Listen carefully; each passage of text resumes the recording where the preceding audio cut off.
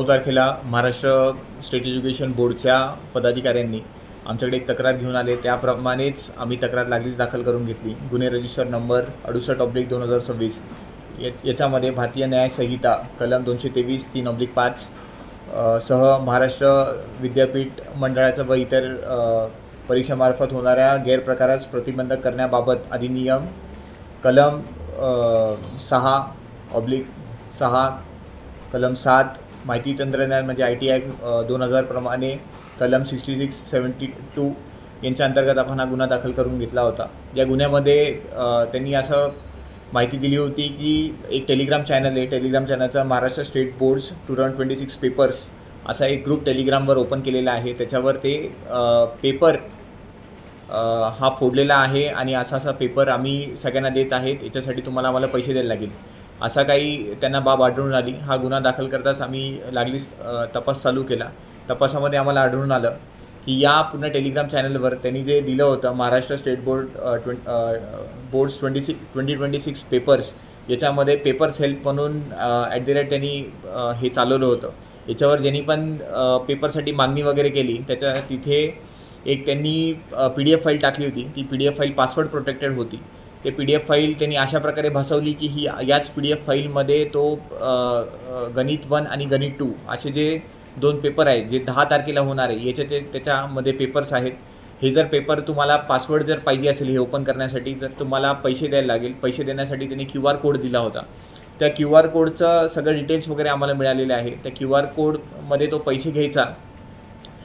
एका पेपर मागे त्यांनी 600 रुपयाची मागणी केली होती. जसं ते 600 रुपये घ्यायचा, त्या युजरला ज्यांनी पैसे भरलेले आहे आणि ज्यांनी ही रिक्वेस्ट टाकलेली आहे त्या युजरला तो ब्लॉक करून टाकायचा. असं त्यांनी पहिल्या पेपरला केलं आणि त्याची व्हॅलिडिटी, त्याची जी लोकांसमोर असलेला जो भासवण्याचा प्रकार आहे तो मेंटेन राहण्यासाठी 9 तारखेला जी त्यांनी PDF फाईल अपलोड केली होती पासवर्ड प्रोटेक्टेड, 10 तारखेला जसा तो गणिताचा पेपर झाला, गणिताचा पेपर फुटलेला काही नव्हता, पण पेपर जसा त्याच्या हाती लागला तेव्हा त्यांनी त्याची PDF बनवली आणि टेलिग्राममध्ये एक रिप्लेसचं ऑप्शन आहे. त्या रिप्लेसच्या ऑप्शननी 9 तारखेच्या अपलोडला त्यांनी रिप्लेस केलं. जर क्रोनॉलॉजिकली जर आपण टेलिग्राम चॅनलमध्ये बघितलं तिथे असं दिसून येतं की 9 तारखेलाच त्या माणसाने हा पेपर अपलोड केलेला आहे गणिताचा, पण तसं काही झालेलं नव्हतं.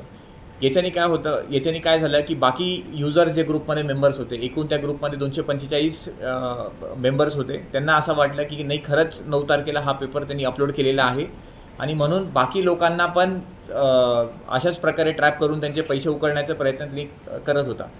आपल्याकडे गुन्हा दाखल करताच आपण पत्रव्यवहार करून टेलिग्राममार्फत हा जो चॅनल आहे तो ब्लॉक केलेला आहे. वरतून या आरोपीला आम्ही सापडलेला आहे.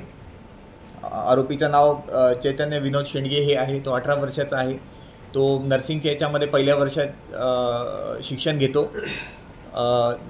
मूळ तपासामध्ये कळत आहे की मागच्या वर्षी सिमिलर काइंड ऑफ फ्रॉड त्याच्यासोबत झाला होता, म्हणून त्यांनी कॉपी करून दुसऱ्यांना फ्रॉड करण्याचा प्रयत्न त्यांनी असा केलेला आहे.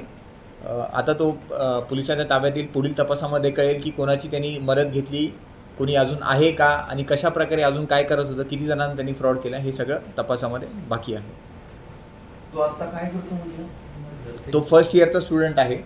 नर्सिंगमध्ये तो एज्युकेशन घेतो. त्याच्यासोबत कधी म्हणलं? मागच्या वर्षी त्याच्यासोबत 12वी परीक्षा. येस.